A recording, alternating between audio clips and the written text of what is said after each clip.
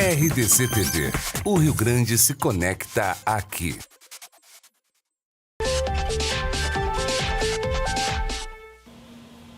Boa tarde, estamos no ar com arquitetura e design, sobre tudo que tem fora e dentro de casa. E hoje é um dia de homenagear a nossa cultura, as nossas coisas, através da escultura, dos monumentos, que não também são esculturas. Vamos falar das coisas daqui, das coisas nossas. Eu, inclusive, vim com uma homenagem aos ipês roxos, aos jacarandás, para homenagear essa estação, que a gente está quase na primavera, já está esquentando, e o centro de Porto Alegre tem vários locais com árvores já florescendo. A gente gosta muito de falar das nossas coisas. Eu estou aqui no estúdio já com o Caé Braga, escultor, que está aqui ao meu ladinho, esse primeiro aqui, que é autor dessas maravilhosas peças. E mais adiante com Francisco Alves, que é pesquisador, artista, professor de escultura. Esses livros todos que estão no meu colo são dele, e ele está prestes e querendo lançar um outro livro sobre o Caringe. Ele pesquisa o laçador. São pessoas que trabalham em função da nossa cultura.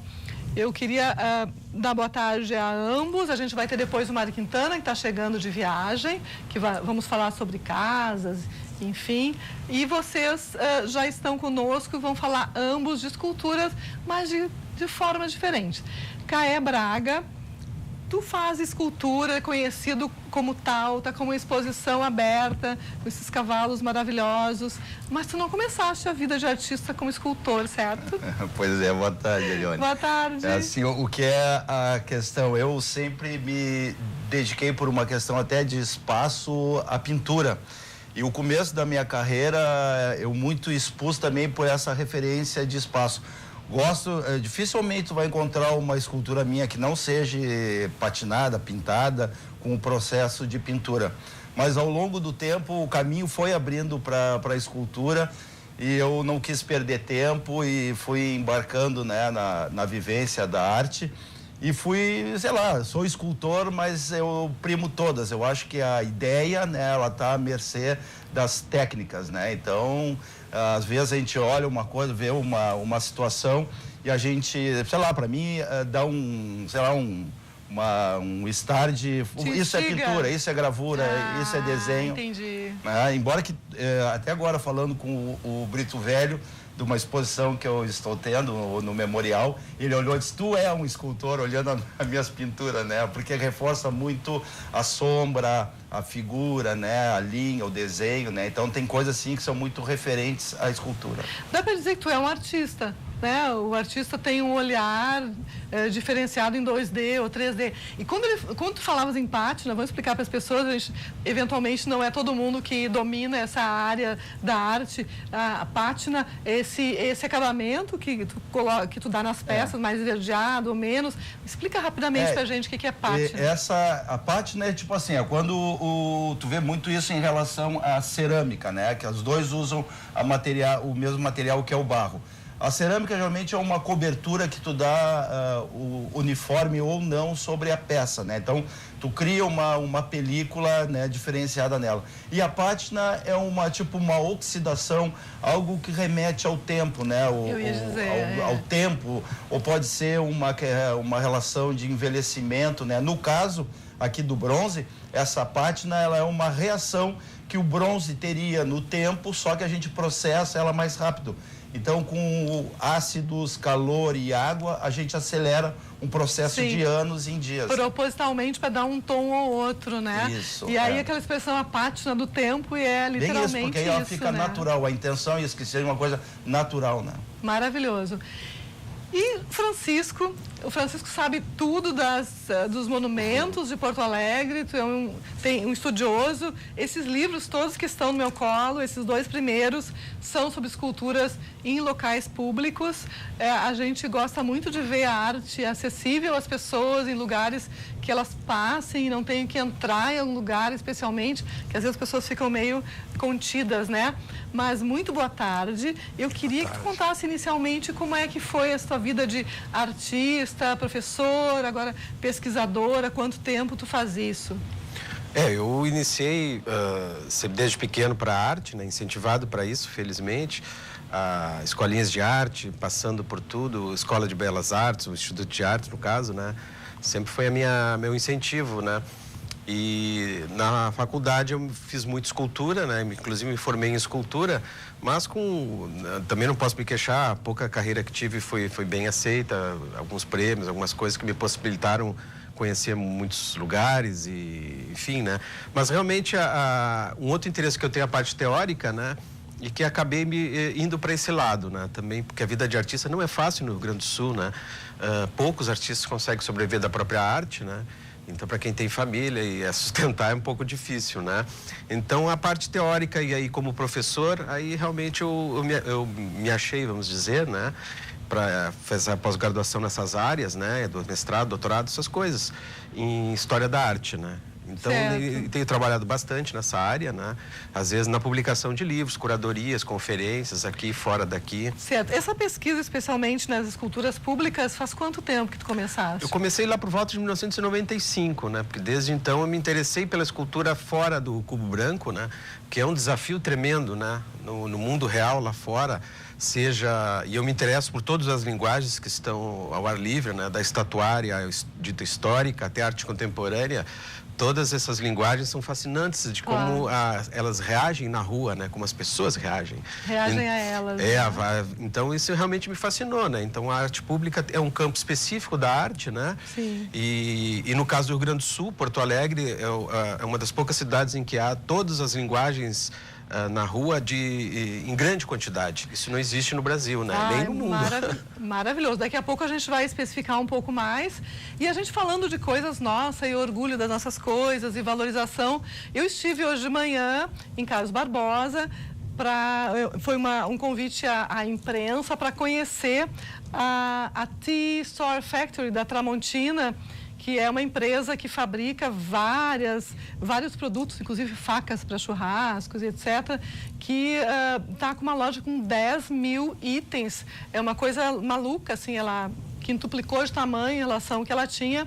E eu fui lá conhecer. Eu tenho algumas imagens que eu queria compartilhar com vocês. A gente curte coisas de casa. Eu fiquei super impressionada, porque eles estão com uma bancada de facas, que é uma coisa que aqui a gente já mostrou em parte.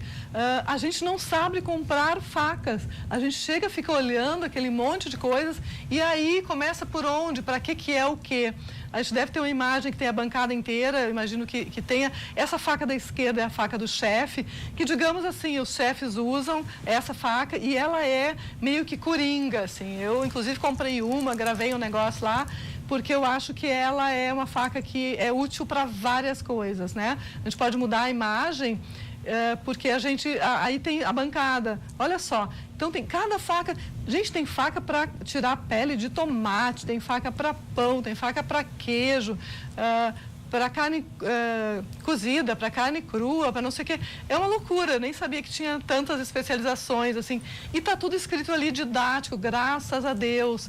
Porque assim como eu acho que uma obra autoral a gente tem que saber de quem está assinada, está especificada, os produtos também, quando a gente vai comprar, tem que saber o que é, para que serve. Eu acho que tudo no mundo tem que ser mais didático, mais assinado, mais explícito. Eu gosto de saber quem é o designer que fez e tudo isso. Vamos mostrar outras imagens. Aí são os misturadores. Tem um que vira para todos os lados e o tipo de metal deles é muito incrível, assim. Tem estruturas e equipamentos para gourmets lá que eu não sabia realmente que a Tramontina estava produzindo, aliás. Vamos continuar as imagens. Agora a gente vai ter mais... essas panelas são da Tramontina Design Collection. Essa cor dourada é um meio cobre, assim, é um negócio enlouquecedor. E o que é legal nesse espaço é que tem 10 mil itens juntos, então tu vê muita coisa, eles fabricam muito mais do que isso, mas já é o suficiente para tu poder escolher em várias áreas, jardinagem, ferramentas, mobiliário, acessórios, enfim. Vamos mudando as imagens que eu vou comentando, porque realmente tem bastante coisa. Aí a área de churrasco, tem uma churrasqueira instalada ali, aqui em primeiro plano, os acessórios para cortar o churrasco e tudo, porque a gente acha que é tudo igual, mas não é. Tem facas específicas, com o jeito de pegar e tudo conforme o alimento, né? Vamos seguir em frente. A gente tem mais imagens. Agora a gente está vendo de longe, eles fizeram esses pallets, tipo de uma arquibancada, para as pessoas assistirem. Lá no fundo é uma área gourmet, que aí tem um fogão de indução. Essa área é para, enfim, para chefes e tal, fazerem comidas e tudo, e as pessoas assistirem, mas obviamente que elas vão querer ficar mais perto, levantam dos pallets. Já me contaram que todo mundo fica em torno da bancada ali. É um espaço muito legal, é funcional, tanto de churrasco, pode fazer churrasco, quanto essa área gourmet. Aí esses bancos todos de praça, tem mais, além desses que a gente está vendo, são todos lançamentos de agora. Aqueles vasos lá ao fundo são do material levíssimo e eles têm uma superfície que lembra um pouco pedra, um pouco pedriscos, mármore, enfim, que são super tendência e são super leves, porque antigamente a gente tinha os vasos pesadérrimos, enchia de terra, só chamando 3 pessoas para carregar. Agora não é bem assim, a pessoa pode lidar com isso mais facilmente, né? E a loja está toda bacana, reunida por assunto, por temática, por ambiente, e os produtos dispostos de uma forma, assim, super interessante, que a gente consegue ver toda a diversidade de cor, de linhas, e facilita na hora de escolher, de olhar, de conhecer. Pode ir lá e não comprar nada, duvido, né? Mas é como uma galeria de arte, qualquer outro lugar, as pessoas podem entrar, olhar e sair. Acho que a gente tem que olhar tudo neste mundo, pesquisar e ver o que tem a ver conosco, o que a gente gosta, o que interessa. A gente pode continuar mostrando mais imagens. A Formato Arquitetura aqui de Porto Alegre faz parte tem um escritório de São Paulo e a Formato Arquitetura que fizeram esse projeto novo da loja. Essa é uma cadeira que está sendo lançada agora, é novidade, é um dos lançamentos recentes. Tem essa, tem outras, tem bancos de bar, tem uma super confortável, que é toda estufada. Essa é aquelas cadeiras plásticas e a superfície lembra um pouco marmorizado, assim, que é super tendência. Então, as cadeiras de plástico não precisam ser sem graça, né? Elas podem ser bacanas também e compor com o resto do ambiente. Esses 2 conjuntos de cadeira e mesa também são lançamento. Essa cadeira é super confortável, ela é toda estufada, o encosto também. Isso não é um comercial, é que eu achei super bacana mesmo. Queria compartilhar isso com vocês. Tem várias cores, ou toda de madeira, ou toda colorida. Então, são várias áreas da casa que estão contempladas. E, meninos, a gente vai lá, pode comprar a faca do chefe e gravar o que tu quiser, teu nome, uma mensagem, alguma coisa, e um robô grava. Eu não sei se eu comprei a faca porque eu achei maravilhosa ou porque eu queria ver o robô fazer o negócio. Eu até fiz um videozinho do robô gravando na faca. Porque está entrando uma mensagem, estão me avisando. Oba, adoro. Quem será que está falando com a gente? Clodoaldo Leal. Opa, oi, linda. Eu não sei quem é Clodoaldo Leal, gente, mas oi, Clodoaldo.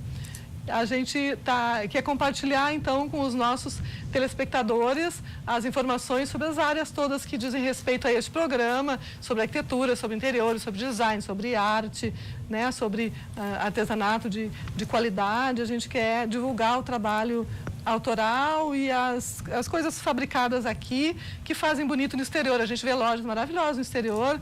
A T-Store abriu 3 lojas no exterior, Santiago do Chile, Bogotá e uma outra que agora não recordo, mas a gente vê essas coisas fora, vê vitrines lindas, que lindo isso, aí tu olha, é Tramontina, né? Tu usa um talher, é da gente, então por que a gente não vai valorizar aqui e mostrar o que é nosso? Mas chega de conversa, nós vamos ao intervalo comercial e depois a gente volta para conversar com o Francisco, depois com Caia Braga e mais adiante com o Mário Quintana, que está vindo para cá. Até já!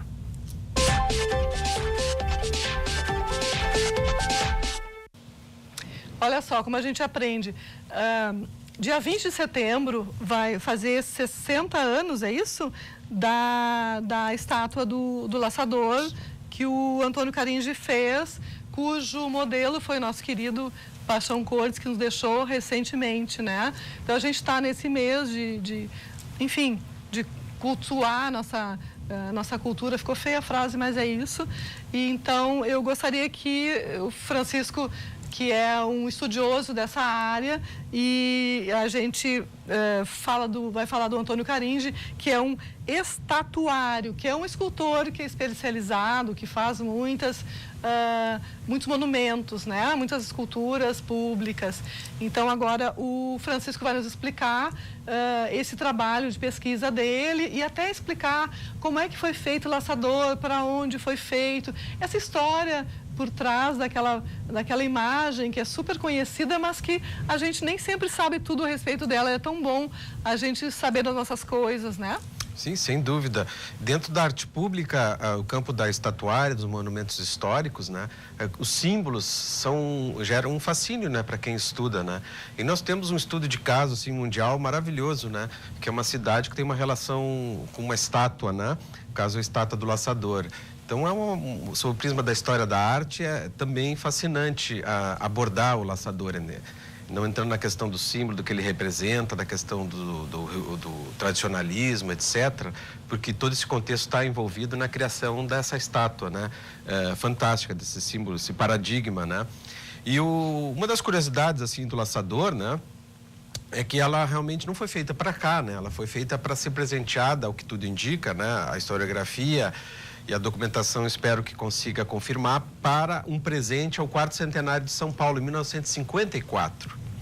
Foi inaugurado lá, num grande estande do Rio Grande do Sul, na feira em comemoração ao 4º centenário de São Paulo, em Ibirapuera. Era o centro da feira, era a estátua do Laçador em gesso. Houve o concurso, o Caringi venceu, e a estátua apresentada em gesso, e depois ia ficar para os paulistas mandarem fundir e colocar. E o que aconteceu? Mas ao que tudo indica, a recepção foi tão forte, né? A identificação com aquele símbolo, ela foi tão grande que mudou-se de ideia. Né? E se decidiu, né, trazê-la e instalá-la em Porto Alegre, na entrada da cidade, um local onde ela está e que deveria continuar lá, né, naquela região. E demorou alguns anos para reunir valores, né? Porque realmente é um valor significativo, né? E finalmente inaugurada a 20 de setembro de 58 em bronze, né? O prefeito de então, que estava licenciado para se candidatar ao governo do estado, era o Leonel Brizola, esteve presente, o Caringi também, né? E foi uma cerimônia cívica, a continuação, não, o encerramento de uma grande cerimônia cívica em função do 20 de setembro, né? E essa estátua, com os anos, adquiriu e aumentou, né, a sua repercussão, né, no imaginário, né, da cidade, e ela simboliza a cidade oficialmente, mas de fato é o símbolo do Rio Grande do Sul, né? É por onde sim, é mais o Rio Grande do Sul, né? Quando você quer falar do Rio Grande do Sul, coloca a estátua do Laçador e está contemplado, né? Então, é uma história muito fantástica, né? Muito interessante. O envolvimento do Paixão Cortes também é um envolvimento além de ser o simples modelo, né? Em princípio é algo assim irrelevante, mas de fato ele seria o culpado, vamos dizer, o responsável por ser o laçador, né? E não a outra representação de um gaúcho, né? Como um gaúcho a pé ou um boleador. Sim. E depois era uma pessoa que também era um pesquisador, né? Ele percorreu o estado todo, levantou questão de indumentária, de dança, de tudo. A gente deve muito ao Paixão Cortes, né? Sim, muito mais do que esse lado folclórico de que ele foi um modelo, né? Não, ele já foi seria bacana o suficiente, mas a gente vai muito além, é muito mais profundo, estudioso, né? E nesse sentido é que o próprio Antônio Caringi procurou ele, né? E ele tinha em casa aqui um verdadeiro museu, né? E essa indumentária que ele ia colocando, e o Caringi ia escolhendo, e ele ia explicando o que significava, né? Então houve também essa relação. E ele tinha um biotipo também perfeito, né? Para ser o modelo um homem de livramento, né? Meu alvo é de livramento, minha mãe é de livramento, e ali é gaúcho autêntico mesmo, autêntico, né? Então mesmo, ele realmente, todo esse aspecto, né? Sim. Também do Colégio Julinho também, Grande Colorado. Então, a gente tem muita identificação. Eu tenho muita Hoje ele estaria feliz, né? Hoje ele estaria feliz depois do resultado. O grande Paixão, e o legado dele é imenso nessa área, né? Inegável. Sim. E a gente tem imagens, vamos colocando para a gente ir falando, né? Ali é no estande de São Paulo, né? Essa foto é lá em São Paulo, no Parque de Ibirapuera, o Caringi finalizando em gesso, né? Porque sempre numa viagem se danifica alguma coisa, num transporte, né? E ele está lá, o Caringe, E finalizando olha a estátua, proporção né? do Caringe para a escultura, para o monumento. Claro que está em primeiro plano, mas mesmo assim, né? Não, mas é uma estátua, de fato, Qual é a monumental. altura dela? Ah, é uns 4 metros, quase 5 metros por aí. É bastante. Confesso que esqueci Eu diria um pé direito tamanho. duplo, fazendo uma relação com uma casa, né? Vamos mudando as imagens para a gente ver o que mais que a gente tem. E aí são imagens folclóricas durante Gente, um acidente. É aquele pedestal ali, que já simboliza um problema que houve na estátua do Laçador, né? Que é a única estátua e monumento de porte do Caringe que não tem um pedestal projetado pelo Caringe Por ele mesmo. em granito, né? E de alta qualidade, o que significa aí que faltou orçamento. Sem dúvida. Foi como deu a coisa. Eu creio que sim, porque é incompatível, né, com o que o Caringe fazia de pedestal. Né? Ai, mas sem dúvida, o local também, Varig, né? gente, só um minutinho. É a Cruzeiro, né? O Cruzeiro, a Cruzeiro. Um minuto de silêncio por tudo isso que a gente está vendo. Que foi a maior companhia. A Cruzeiro chegou a ser a maior por um tempo isso também. Isso foi uma tragédia. Mas, enfim, continuando, que o assunto não é esse. E a presença também da figura do laçador em comerciais, na mitologia local, em charges, em pinturas, né? Fernando Baril é um que pinta muito a figura do laçador também. Sim, ele esteve aqui conosco. Ali uma foto de época, né, do Paixão Cortes, né? Olha só. Uma reencenação que ele fez depois para acho que o fotógrafo Assis Hoffman, se não me engano. Que fortes os traços dele, né? Impressionante. Sem dúvida, não. Nossa. Um índio da campanha mesmo. De livramento. Aí passando esse tempo na Rua da Praia, né? Um desses homens estátua, né? Perfeito, né? Fazendo aí tu não resististe. Achei muito, muito querido esse rapaz aí. Sim. Fazendo esse trabalho. Fazendo um laçador. Então, as várias maneiras em que o laçador aparece, né? Até mesmo em comércio, nome de estabelecimentos, marcas. Aí houve uma questão, né, que foi o diagnóstico, né? O exame médico, vamos dizer, que o laçador passou há uns anos atrás, eu acho que foi em 2016, e para ver qual eram os problemas que ele tinha. De fato, a estátua tem sérios problemas, né? Estruturais, né? Por exemplo? Por dentro ela sofreu infiltração, né, de umidade. Também introduziram há algum tempo, até uma certa altura da estátua, cimento, né, que era um costume de época, o que de fato agravou a situação, né? Foi pior. E ela rompe em algumas partes, né? Mas ela é de bronze. É de bronze, né? E mesmo o bronze sofre infiltração. Sim, sofre. As paredes também desse bronze são muito irregulares, né? Muito irregulares, há fissuras, há buracos. Tem parte... Abriram um pedaço laçador ali embaixo para olhar para dentro. Quando eu olhei para cima, era um céu estrelado, né? De buracos. Né? Tu participaste dessa? Sim, eu participei. Também o curso foi no Ateliê Livre, também o curso com um francês que veio fazer esse diagnóstico. Certo. Isso foi quando, Francisco? Isso foi em 2016, né? No projeto e o que se fez a respeito, não se fez? Foi um diagnóstico. Foi um diagnóstico. Havia desconfiança de que tinha problemas, né? Sim. Todo o que ela já passou, inclusive até aquela própria transferência. Essas são fotos que eu fiz passei o dia, aquele domingo. De local, né? Da transferência, também pode ser que tenha... E aquilo foi quando? Não lembro. 2007. 2007 foi um dia inteiro, passei lá, fiz toda a documentação, né?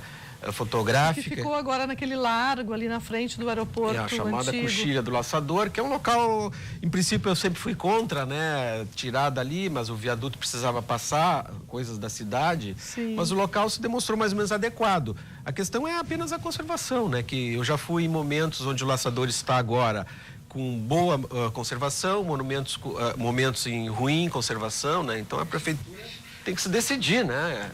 Se manter um padrão, um local muito bonito, né? A entrada da cidade, né? A chegada do aeroporto, né? Significa boas-vindas aos que vêm de fora e quando a gente chega de fora, cansado, cheguei em casa. Olha pro laçador, tá em casa. Que maravilha. Foi toda aquela operação... Isso aí a transposição... Toda a operação de guerra, né? Porque ele estava chumbado, como a gente diz na linguagem aí, da arquitetura da engenharia, naquele pedestal, né? Sim. E sem se saber como era por dentro. Se tomou todos os cuidados, né? Mas sempre afeta, né? Sempre afeta a estátua, né? E essa base que existe hoje, ela foi toda refeita, foi aproveitada, nada? Foi toda refeita. Tudo novo. Saiu desse local e foi uma procissão, né? Um dos momentos mais estranhos que eu já vi em Porto Alegre, né? Uma mistura de Fórum Social Mundial com o Congresso da UNE, movimento nativista, populares, partidos políticos. foi uma procissão religiosa, foi interessante, que mostra que não é só sobre o aspecto gaúcho, tradicionalista, que se tem o carinho do laçador. Sim. Mas ele é o símbolo não do tradicionalismo, mas dos gaúchos, né? De todos os gaúchos, todas as gaúchas também, né? Ele é um símbolo, ele representa também as gaúchas. Não Sim. Gaúcho, aquele Sim. trabalhador rural. Então, eu acho que esse translado que teve, toda aquela manifestação, significa, né, que o carinho que se tem, né, é mais complexo do que eu pensava, né, e mais amplo, né? Sim. O que é interessante, é algo muito importante. Certo. Ali a mudança. Agora, continuamos vendo essas imagens de mudança de um local para outro, né? Porque realmente era preciso fazer isso em função da obra da elevada. Claro está que eu, pelo menos, Eleone, acho que o ponto onde ele estava antes era muito mais estratégico, assim, a gente tinha um impacto maior, porque ele ficava no meio, né? A gente não precisava olhar para o lado. Na confluência da avenida ali, Ceará, com o início da Farrapos, Isso. né? Mas ali era difícil de manter, não tinha como mesmo. Era difícil chegar, mas também a questão dessa estátua, né, como símbolo, não é só chegar ali e tirar um selfie, que é uma coisa de hoje, mas ela estar ali, né? Nós passarmos por ali, né? E não é necessário estar presente, tocar nela, né? Nós temos reproduções, nós temos, enfim. E agora tem esse acesso, né? Não é o local ideal, mas eu acho que saiu muito melhor do que eu pensava, esse espaço novo que teve, né? Certo. Agora a gente está vendo lá de baixo, ó, como é que ficou o resultado. E tu tens um trabalho sobre a obra do Caringe também, né? Isso, dentro além do Laçador, a biografia, né? do Caringe, que é um autor de importantes monumentos em Porto Alegre, né? Monumento ao Bento Gonçalves, nosso grande nome da história do Rio Grande do Sul, monumento ao Expedicionário, né? Que foi a nossa participação contra o nazifascismo na Europa, e monumentos também em Pelotas, Rio de Janeiro, Salvador. Um autor de monumentos importantes em Caxias, o Monumento Nacional ao Imigrante, que é o seu maior monumento, né? Então, um contexto na história da arte importante, desses monumentos históricos, né? E a biografia também desse personagem, né? Antônio Caringe, é muito interessante, né? E ela nunca foi pesquisada a fundo, né? E eu estou nesse período tentando publicar, mas sempre é muito difícil. Como é que está? Né? Tu já está com o livro pronto? Não, o livro está encaminhado, não totalmente pronto, porque é preciso um patrocínio, inclusive, para subsidiar a pesquisa, eu digo assim, né? a parte de escolha de imagens, de Isso texto. está bem encaminhado, né? As fontes, né? Materiais inéditos, muito material inédito sobre o Caringe, né? Que bacana. Organizar aquela biografia dele, né? E dentro disso, do próprio Laçador, né? A gente ter esse registro, né, bem guardado. Afinal desse nosso símbolo, né? Também uma das coisas inéditas que eu gostaria do livro sobre os 60 anos do Laçador, também de onde o Caringe se inspirou para fazer essa estátua, né? Que é também uma estátua de um símbolo em uma cidade da Alemanha, né? De um outro personagem, de um outro trabalhador que é muito semelhante, onde de fato eu creio que ele se inspirou para isso, né? Há uma cidade na Alemanha em que há essa figura.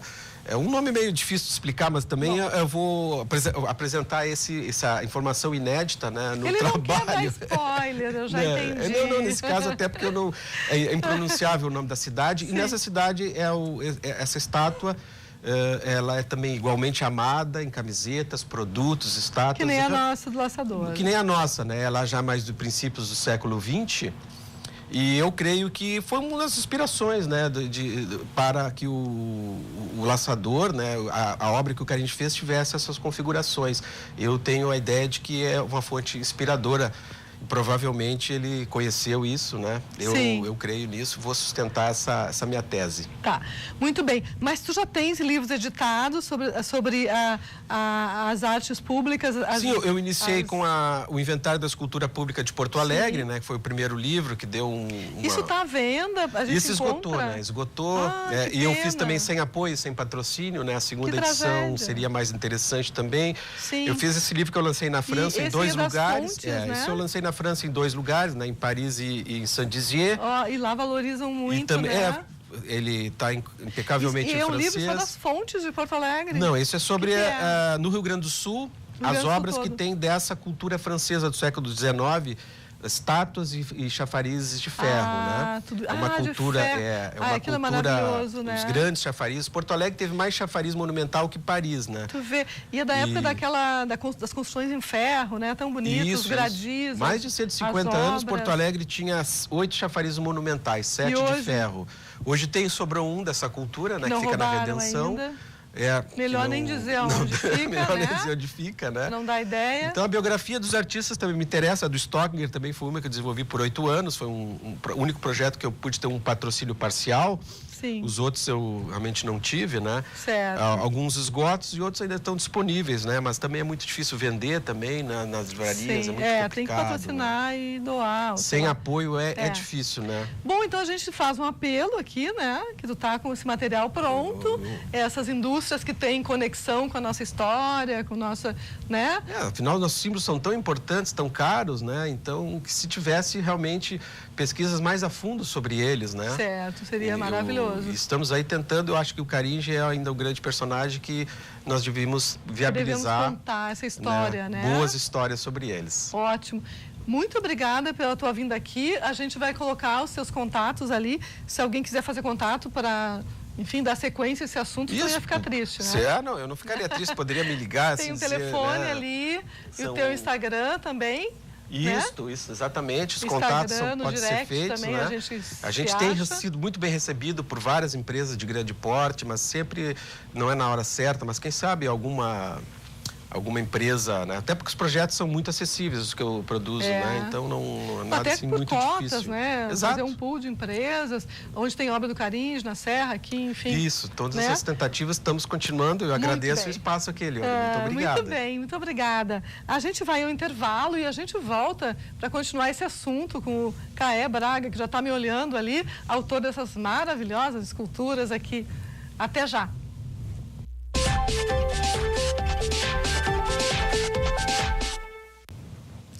Caê Braga, artista, escultor, que a gente contou no início do programa, que ele começou com pintura e acabou derivando para essas esculturas incríveis.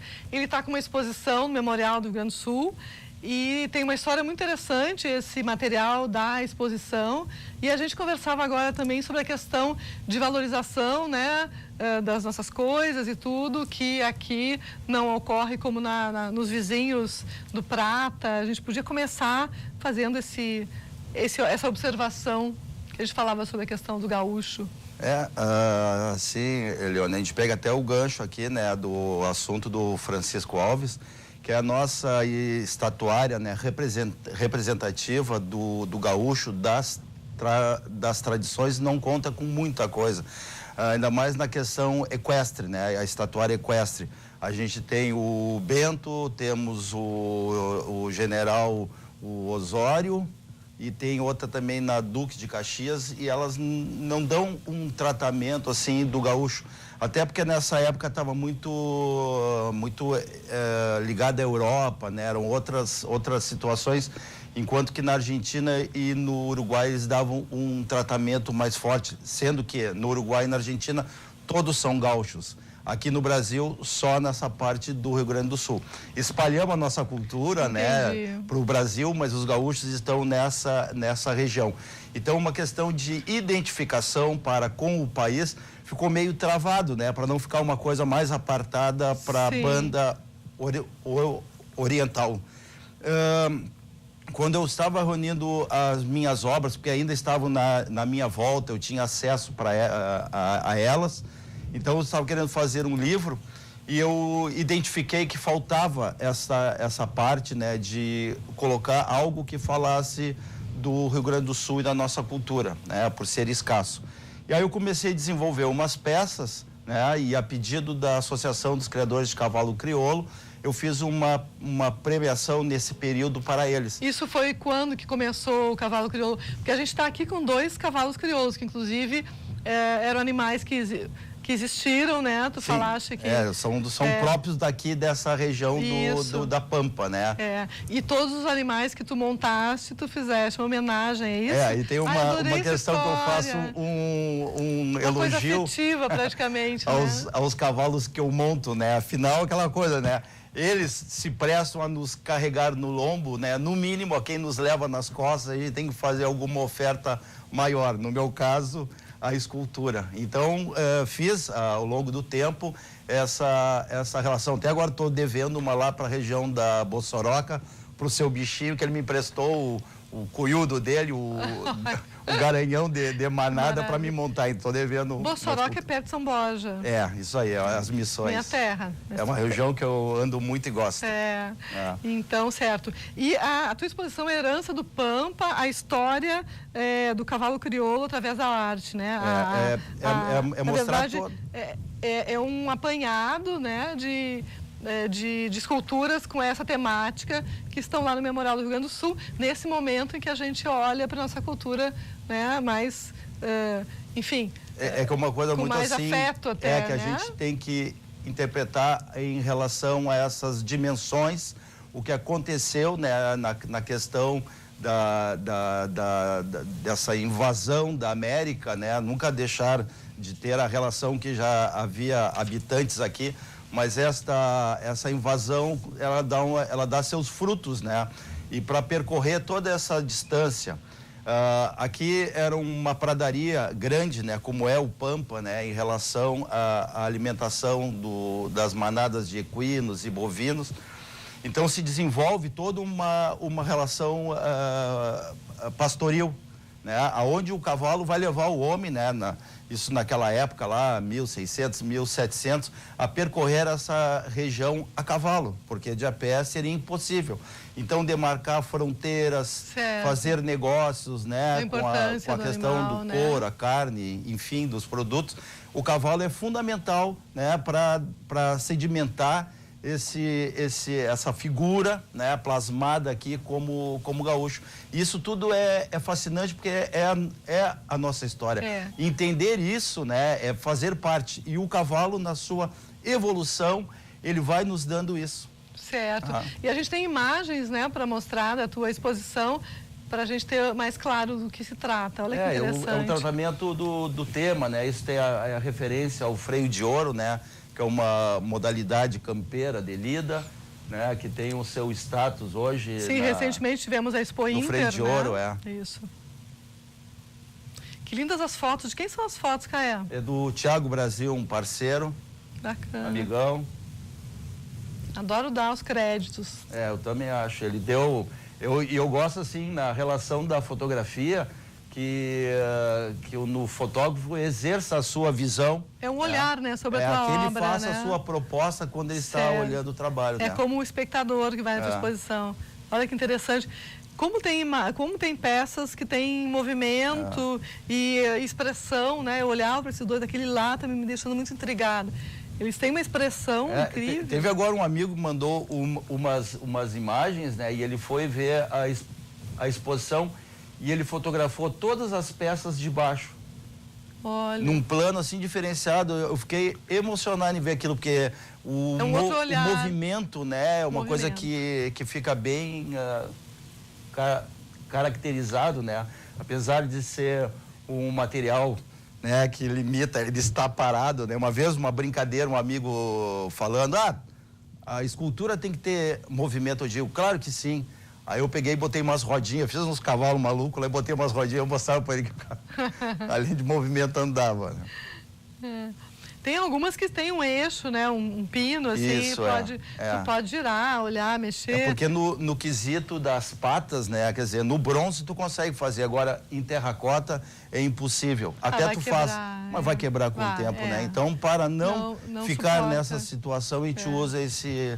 E tu faz também em terracota, né? Sim, quando eu fui aluno do Vasco, eu comecei trabalhando. A gente podia falar disso. Tu trabalhaste um tempo com o Vasco. Eu lembro de ti a partir dessa época, assim. Pois eu entrei no ateliê da prefeitura em 80, e em 83 eu fui agraciado com essa entrada no ateliê do Vasco, né, como aluno bolsista. Sim. E por lá eu permaneci durante, oficialmente, 2 anos, mas fiquei 3, né, assim, incomodativo e chato, né.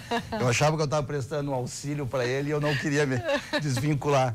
Mas depois fui trabalhar com o Luiz Gonzaga, eu tive que dar um tempo, aí a questão de me profissionalizar, viver do meu trabalho, começou a ser mais exigente, né? Sim. Então tive que... E tu trabalha o dia todo, assim, é um horário...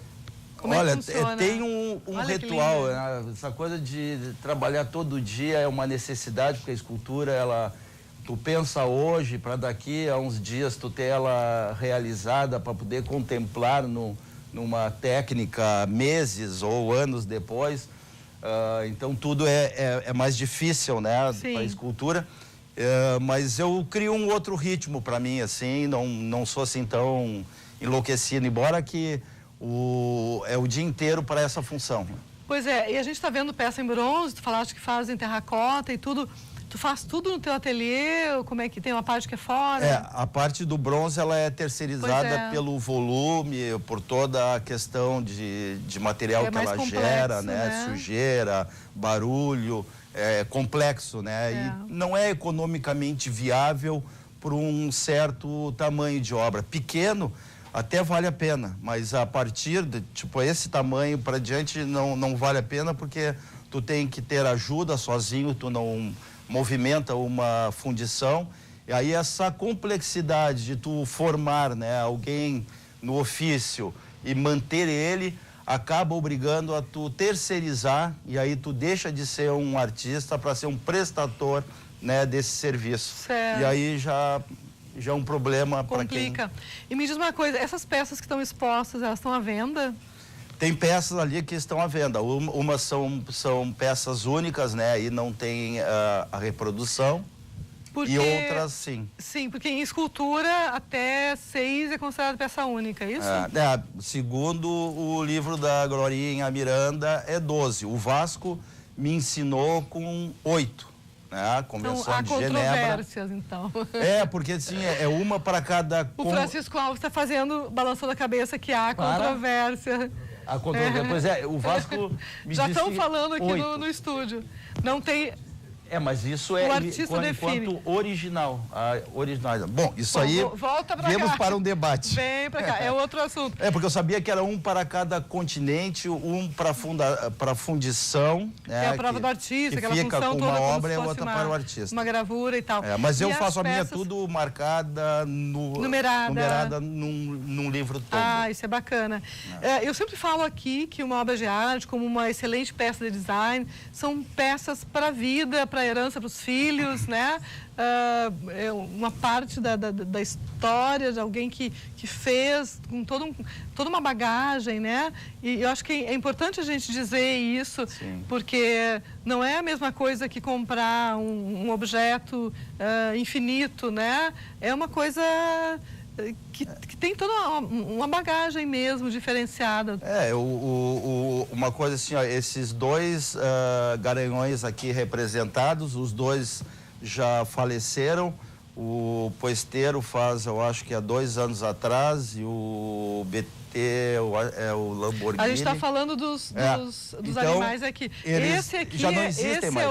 Esse é o Poesteiro. E esse? São Balandeiro de Poesteiro. Esse é o BT Lamborghini. Viu só, gente? Eles nomes. Já faleceram, mas aqui estão representados. Na minha obra. Então, isso, né, para quem, né, investe ao longo do tempo e sabe o diferencial que é, tanto que a estatuária, né, a escultura, ela, no apogeu das civilizações, ela acontece quando elas estão de bem com a vida, então toda a sociedade, todas as cidades... Né? Porque ela retorna... uma vitória... e ela retorna para o público, né? Esse trabalho, eu hoje faço ele com o intuito de que ele volte para o público, na forma de um museu onde todos possam contemplar ele, né? Que não fique só na casa, né, dos colecionadores, enfim, de pessoas que têm o interesse de tê-la, mas que possa estar para o conjunto, para o coletivo, né? Essa é a minha intenção enquanto eu faço esse trabalho que é ligado a um regionalismo, a uma tradição, né, a uma cultura. Certo. Eu vi um material aqui impresso dessa exposição, vou mostrar aqui para esta câmera. Tu tens algum livro recente que essas obras estejam contempladas? Eu tenho um livro, também já está tá esgotando, são poucos, sei lá, se tiver uns 20 exemplares, E é eles muito... estão aonde? Comigo. Ah, tá, contigo, que bacana. Há uma intenção de reeditar, né? Ampliando, né? Botando peças novas e mostrar, porque às vezes é tipo assim, ó, quando uma pessoa tem um interesse, não necessariamente ele vai ser um comprador, né? Embora que há um leque entre o tamanho, a técnica, né? E os valores, mas tipo assim, se interessa de conhecer o porquê, né? O porquê desse tipo de trabalho, porque a questão de tratar algo regional dentro de um conceito maior, né? Então, no caso, no meu livro, eu mostro, né? Que tem todo um desenrolar do trabalho, né? Desde o começo, até parece às vezes que quem está vendo o livro está vendo ao contrário, né? De trás para frente, que as peças mais formais estão para o fim, né? E na frente está mais as peças mais, assim, mais contemporâneas, né? Na relação de linguagem. Mas o importante é isso, né? É que, tipo assim, ó, para o fazer um conhecimento é necessário. Então, vai ver desenho, vai ver gravura, vai ver pintura, vai ver as várias técnicas, materiais, né? E possibilidades de fazer, como ferro, resina, terracota, é bacana, madeira. até para um artista iniciante é bom ver um trabalho desse. Me conta uma coisa, quando tu faz uma escultura dessa, tu faz um esboço primeiro, como é que é todo o processo até chegar na peça? Assim, ó, como em qualquer situação, tudo parte de desenho, né? Eu desenho muito porque não é em todos os lugares que a gente pode fazer escultura, tipo férias, final de semana com a família, mas o germezinho, a vontade, sempre, nunca para. Então, o desenho, tu vai fazendo os registros dessas ideias. Revisitando sempre, né, esses blocos, essas anotações, eu começo a apartar elas para uma série. Quando eu comecei a juntar essa exposição, e aí vale a pena porque são vários trabalhos de colecionadores que eu consegui juntar agora. Outros que estão mais distantes não foi possível, talvez até uma peça chegue por aí, ou outra, mas agora vale a pena para ver isso. Um conjunto de obras que já foi feito desde 2005, eu acho. 2005 até agora, até esse ano, até 2018. Até a semana passada lá. Então vale a pena por isso, né? Porque depois elas cada um volta para os seus reencontros. Sim. E todo esse processo, né? Eu já estou montando uma outra exposição com outros trabalhos, são várias cabeças de trabalho. Foi numa viagem que eu fiz a Mongólia com o grupo do qual eu faço parte, que é os Cavaleiros da Paz. E aí fiz várias esculturas, vários desenhos, né? Registrando lá essa relação com o cavalo lá na Mongólia. E agora maravilha. Entrou a mensagem, Maria Lúcia Tomaszewski, ótimo programa. Ai, que bom que ela se refere ao programa. Muito bom. E vai entrar mais uma, Rubinho Bandeira, Caé, parceiro de cavalgadas, baita abraço. Eu cavalo. Olha só, que tem legal. Uma escultura minha. Que bacana. Estão aqui se achando, os companheiros. Isso é muito, muito, muito legal. A gente te agradece muito, né, essa vinda aqui. Eu queria te perguntar se tu estás presente lá na exposição, quando as pessoas vão visitar, se tem algum dia, tem alguma visita guiada. A exposição vai até agora dia 14, né? Isso, 14 de outubro. Até 14 de outubro. 14 de outubro. De outubro. Sim. Esporadicamente eu vou lá, porque é uma maneira de eu ver esse trabalho. Geralmente eu vou vendo as peças, ou elas vão ficando, vão para o mercado. Entrou uma outra, Luciana Fabre, nem vi qual foi a mensagem que ela falou sobre o laçador. Sim. E aí, de vez em quando, tu está lá. Então, é uma maneira de eu ver uma exposição bem feita, bem organizada, né? Sem interferência, que o ateliê geralmente é repleto de materiais. Sim, fica mais limpo. Então eu gosto de ir lá para me ver e ver minhas obras. Que bom esse escultor, é tu mesmo, muito bem. Tá ali na tela já os dados, é 14 de 10, Memorial do Rio Grande do Sul, das 10 às 18. E domingo tem horário diferenciado, que eu acho que ele é mais curto, eu acho que vai até às 17 horas. 17 deve ser. Mas eles têm lá tudo explicado no site, né, do Memorial. Tá ótimo. Memorial fica ali na Praça da Alfândega, né? Isso. Ali estão teus contatos também. no teu site e um telefone. Fica lá no centro da cidade, na Praça Alfândega, deve ser sem número. E é só ir curtir o centro de Porto Alegre. Muito bem, muito obrigada pela tua presença aqui. Daqui a pouco nós vamos falar agora com o Mário Quintana, que é uruguaio, então ele sabe muito bem essa nossa herança aqui, essa nossa região. E a gente vai falar sobre os projetos dele, entrando um pouco mais no assunto de espaços, de interiores e de construções. A gente vai ao intervalo comercial e já voltamos. Até já.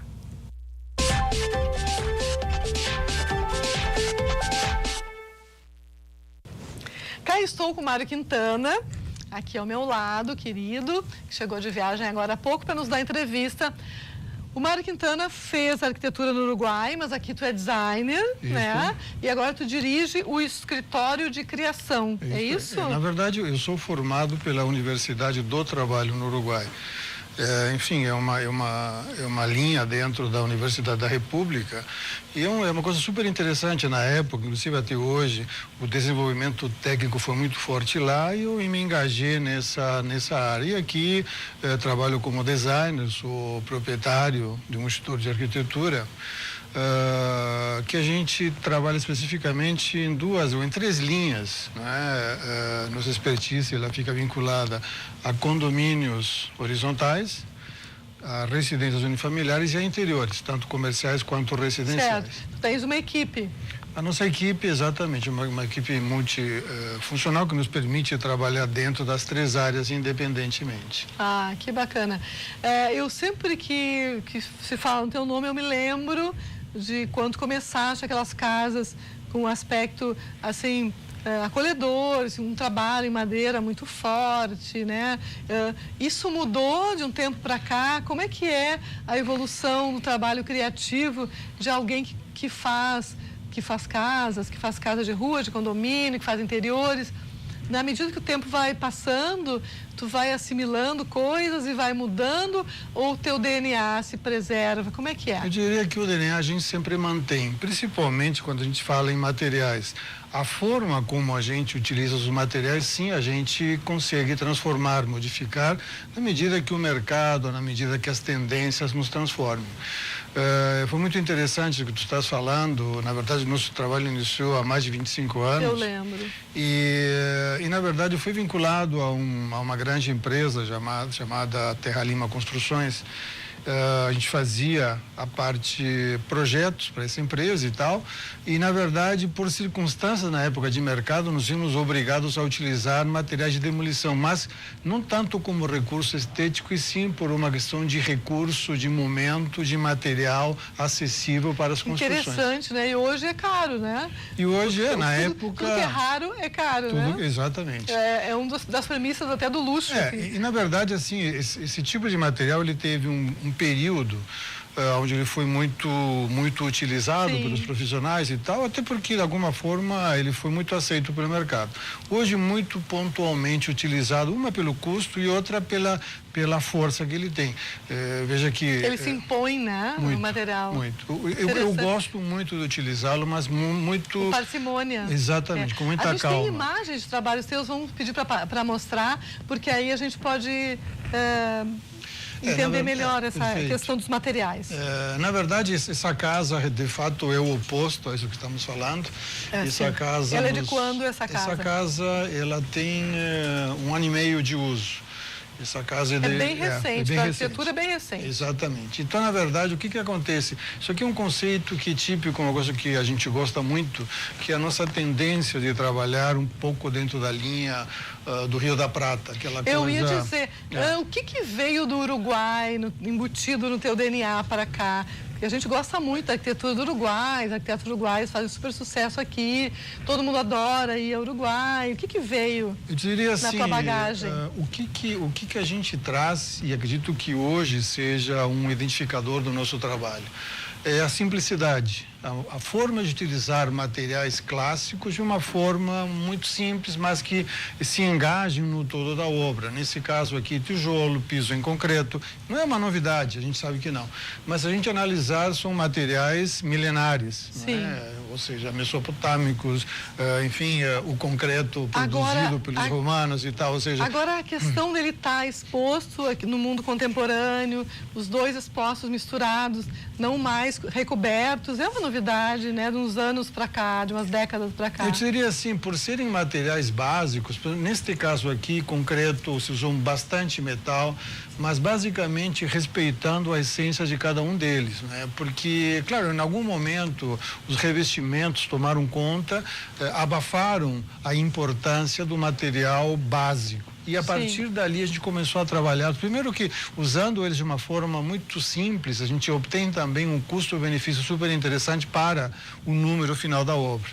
O nosso cuidado sempre foi oferecer ao nosso cliente a tranquilidade de um valor mercado acessível. Claro que a gente... Exatamente. A gente não consegue um milagre, mas a gente sempre busca essa questão de usar materiais acessíveis para que no final da obra o número seja significativo a favor do nosso cliente. E aí, quando tu usa, né, esses materiais mais aparentes, os materiais da estrutura mais aparentes, isso também já dá um start para o projeto de interiores, né? Exatamente. Eles têm uma presença, uma força, uma verdade, assim, né? E é uma coisa muito importante, neste caso, nós tivemos uma parceria excepcional, que é o arquiteto Itália Farinelli. Acho que esse DNA também dela, de ser enfim, de ter a sua origem europeia e tal, marca muito essa questão que é o respeito ao que é o básico no projeto. Cachorro, desculpa. Espetacular. Adoro. Ele é nota 10, esse animalzinho, só falta falar, ele nos acompanhou nessa tarde em todo momento. Né? Desculpa. E não, ele faz parte do processo, foi muito bacana. Mas enfim, a gente vendo essa fotografia, a gente percebe os materiais usados, simples, muito simples. E curto isso porque eu acredito que hoje a gente vive um momento de despojamento. Então a intenção é valorização da família, a valorização dos elementos que a família traga, que acrescente e tal. A vivência, né, que vai ocorrer aí, né? Facilitar o uso, o fluxo, né? Perfeito. Olha que linda essa imagem, olha só. Na verdade, aqui está bem claro que a gente buscou, enfim, a tendência, tem uma tendência hoje internacional, né, da exploração da volumetria. A gente usou muito claramente dois materiais, para mim, importantíssimos, o tijolo e o metal. O metal utilizado como estrutura aparente e o tijolo como elemento de textura e acabamento. O restante é a vegetação, a composição foi muito bacana. Claro que devemos deixar claro que a vida em condomínio é uma vida muito urbana, é uma vida com pouca privacidade, o que significa que as nossas casas, elas têm uma certa limitação quanto à importância. Geralmente os vizinhos ou as obras lindeiras terminam influenciando na nossa arquitetura. Mas enfim, faz parte do contexto urbano. E aonde é essa casa? Essa casa aqui num condomínio em Dourado do Sul. Aqui pertinho. Casal jovem, super bacana, um casal que, enfim, entendeu qual a filosofia, nós entendemos o que eles buscavam e tal, e hoje, tenho certeza, são muito felizes nessa residência. Imagino. Ficou lindo, linda a proposta. Essa ideia da questão do metal e dos tijolos, a gente poderia dizer que hoje marca o teu trabalho ou esse é um dos trabalhos? Eu te diria assim... Mário Quintana tem várias vertentes. Diria que sim. A gente muito claramente, nós trabalhamos hoje com elementos opostos, com arquitetura clássica, mas sem dúvida, eu gosto por demais da contemporaneidade porque muito da nossa essência é em Punta, a gente trabalhou bastante tempo lá e tal, e essa simplicidade volumétrica é uma coisa que sempre me deixou com muita vontade de executá-la aqui no Brasil. Certo. E o que a gente está conseguindo fazer hoje. Tu tens obras em Punta também? Também. Mas só que já algum tempo atrás, nós estamos agora voltando com o condomínio, mas enfim, mas hoje isso daqui é algo que me deixa absolutamente feliz, porque nós estamos conseguindo trazer um pouco dessa cultura que a gente sabe que o brasileiro curte, né? Essa proximidade, essa afetividade, essa questão que quase familiar, né? Entre o que seja Brasil, principalmente o Sul, com o que é Uruguai, com o que é o Pampa, Argentina. Sim, a gente se sente parte do Pampa, né? Eu acho que sim, a gente né? É verdade. Eu acho que sim, eu acho que, enfim, o Uruguai tem esse trato próximo. Em especial o Uruguai, todo mundo tem um carinho muito especial. Pois é, eu fico muito feliz que a gente faz parte desse contexto, um pouco lá e um pouco cá, não é? Sim, tu fica em casa tanto aqui quanto lá, né? Eu diria, claro, hoje mais aqui do que lá. Sim. Mas, enfim, e agora que a gente está vendo aí? Isso aqui, na verdade, é uma coisa super bacana, já está acontecendo. É um condomínio, na verdade, a gente chama de bairro-cidade, até pela dimensão do empreendimento. Nesse caso em particular, tivemos a sorte de ter uma parceria com o escritor americano, DPZ, com um conceito urbanístico excepcional, um conceito urbanístico que ainda está se desenvolvendo no Brasil com muita resistência, mas aqui conseguiu se implantar. Sim, isso é onde? Isso aqui em Gravataí. Gravataí. Na verdade, de fato, por isso o bairro Cidade é uma grande área, uma área que no futuro atingirá algo próximo a 400 hectares. Hoje, a implantação disso aqui são aproximadamente 200. Mas o que está interessante nisso é o tipo de arquitetura que ela está vinculada, principalmente do ponto de vista urbanístico, ela está trazendo o conforto, está trazendo a possibilidade do indivíduo caminhar, se deslocar de uma forma muito mais humana, muito mais leve, onde o carro passa a ser uma segunda instância. Tá, deixa eu entender. Tu fizeste junto com essa parceria a questão toda do urbanismo, as áreas comuns. Não, assim, e a proposta de como as casas devem ser? O projeto urbanístico foi desenvolvido por essa empresa, em parceria com uma arquiteta super bacana também de Gravataí, mas nosso trabalho participou diretamente porque esse conceito que é o respeito ao ser humano foi levado como um conceito urbanístico, mas principalmente como um conceito arquitetônico.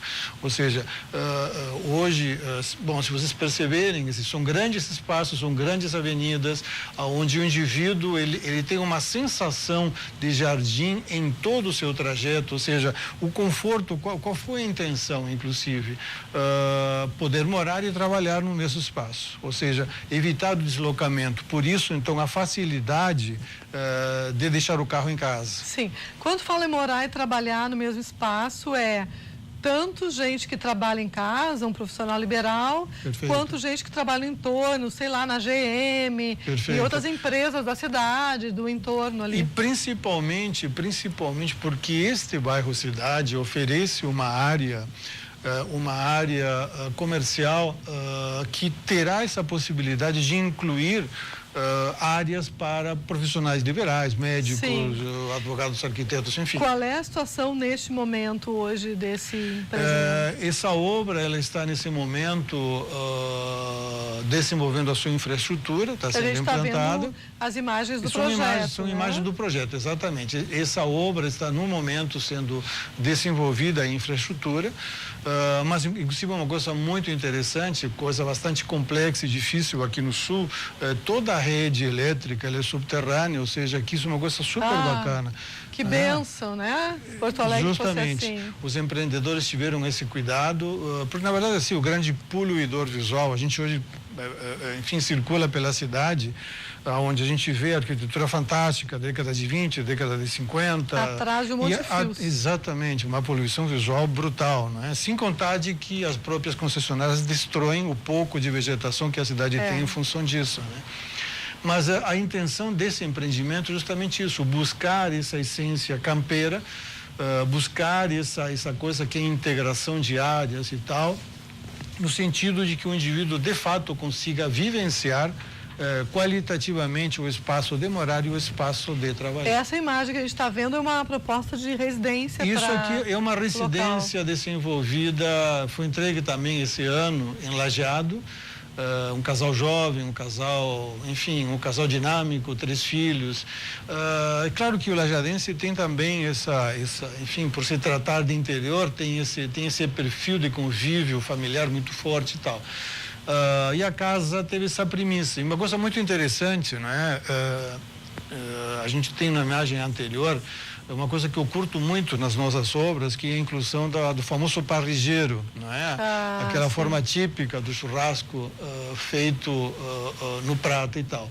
E esse pessoal curtiu por demais, tanto é assim que é na grelha, assim, né? Exatamente. Diferente da... Na verdade, a gente estava ouvindo há pouco falar sobre essa questão campeira e tal, e a elaboração do alimento através de um elemento grelhado, de fogo, de lenha e tal, ele traz acrescenta barbaramente, não é? Acrescenta barbaramente ao produto final do alimento.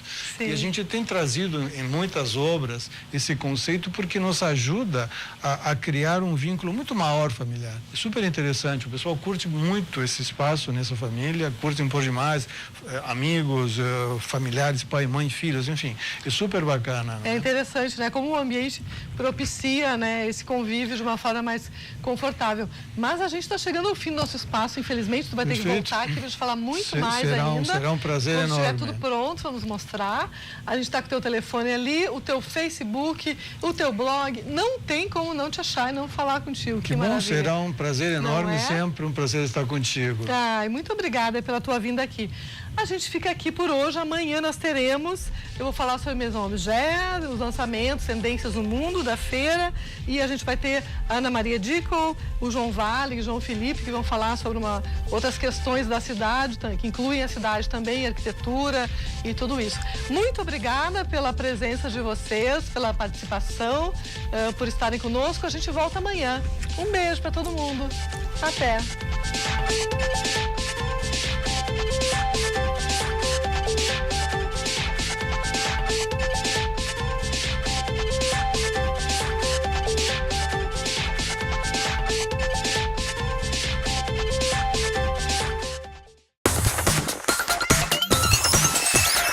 RDC TV. O Rio Grande se conecta aqui.